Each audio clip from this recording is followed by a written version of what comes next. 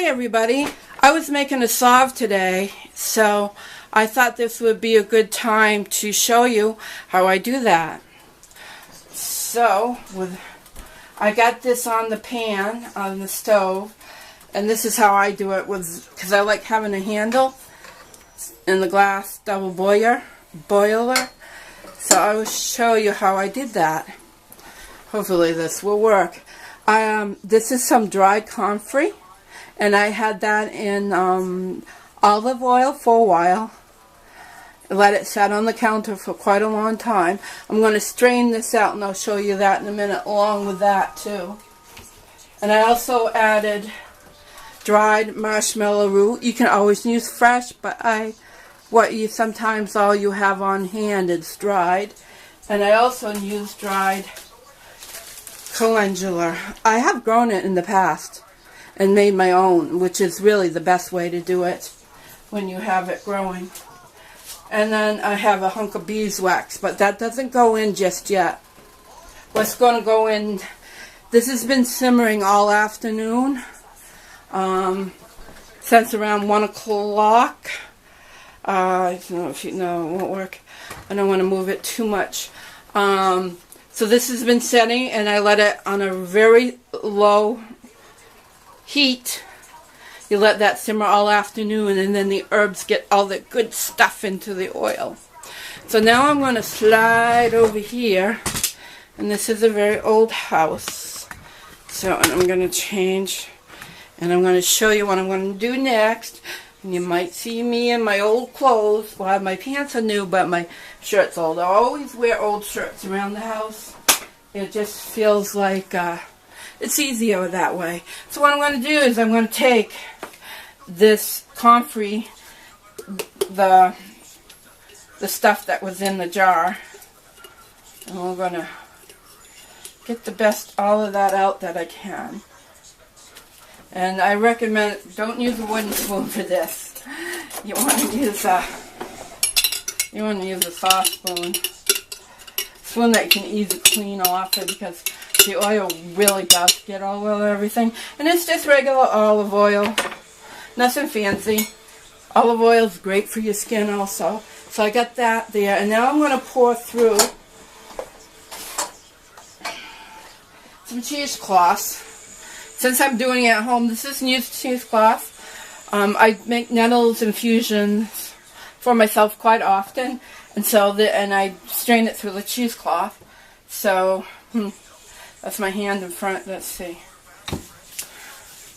So now I'm going to pour this.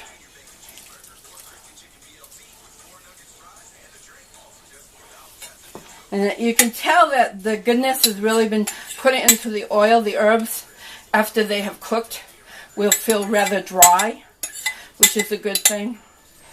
So, like if you have a coffee press or a wine press, actually a wine press is best, you can press all these oils out. And newspaper is really a great thing to have. So what I will do, and I'm going to do this off camera, I'm going to stop the camera for now, but I'm going to squeeze this out as best I can with my hands. So my hands are going to get all oily, and anything that gets on my hands I'm going to rub on my body. And it's no northern hemisphere, it's winter time, things are dry, so it will soak it right up. So that's part one, and I'll try to bleed these together if I can. If not, I will be back for part two. Okay, back for part two. As you can see, I've strained it. See all this refuse here? This is a ball that I did with the herbs. This can all go into a compost. We can't get to ours right now because of the snow. But all that with the paper, I use newspaper because it really cleans up the oil well and you don't make a lot of mess. So that can go right into the bin. Then over here, you can see how the oil is strained out. And I got a hunk of beeswax to go in there. Now there is a formula to do the beeswax, but I've been doing this a while, so sometimes, and it's for myself, so I just kind of wing it. So you can see how much. It's almost 2 cups, and I can add a little oil now If it gets too thick with the beeswax, what I will do is add more oil, because me and my mom use this up like crazy. So this is going to go back into the double boiler with the wax hunk. And like I said, if I need to, I will add more oil, and I will show you later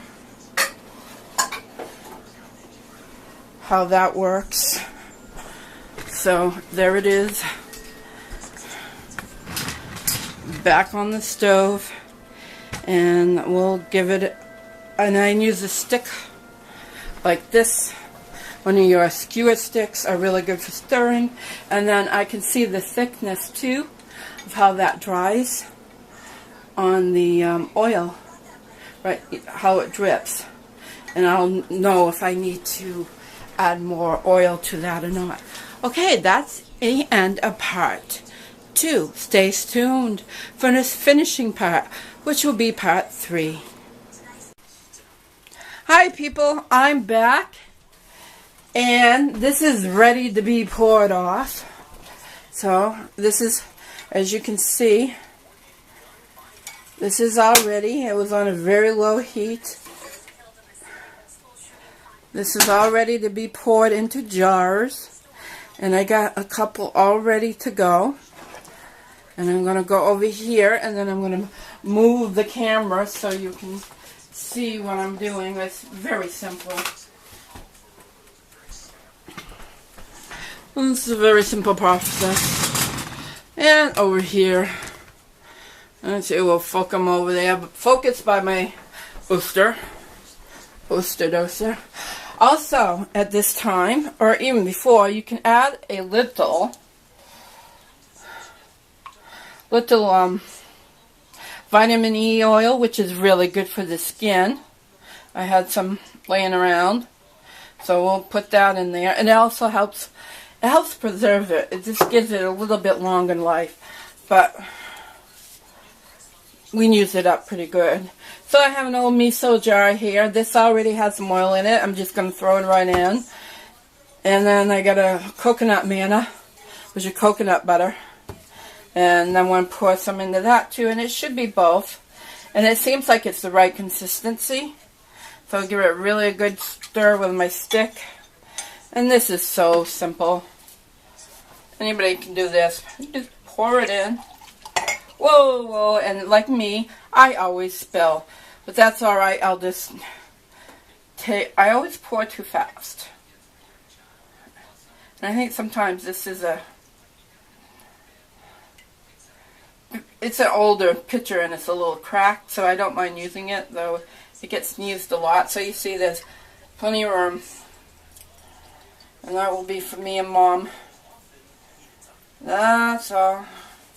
Let that drip right up real good. And then you can let that cool a little bit. And you, as you see, this is going to harden right up. As you can see, it's already starting to stiffen from the beeswax. And then you can even use that and wipe it on your skin. This has comfrey in it, so before I close, what you do is you leave your covers off and let it cool. It's going to harden. And it will even lighten in color, even though it's a dark green. Comfrey is great for healing wounds, and it's also good for skin. But you have to be careful with it, because comfrey can heal so quickly. It can heal over a wound too soon. So it's really best to use on unbroken skin. No skin that's really broken open too much.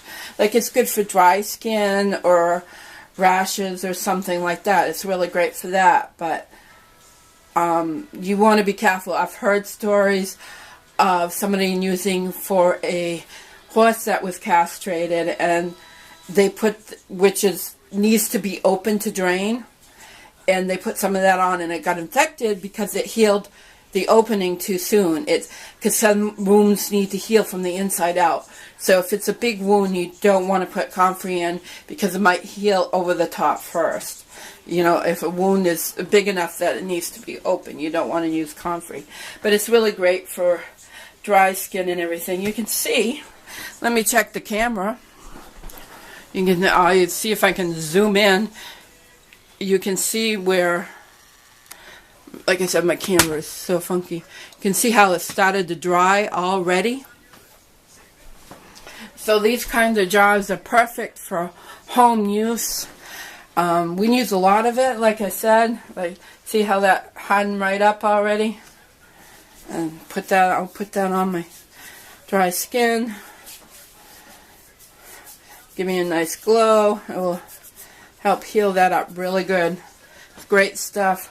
I hope you all enjoyed this. This is what I love to do. Next time I'll show you how to make a tincture. I have some I want to use, and so I hope you enjoy. Over and out for now.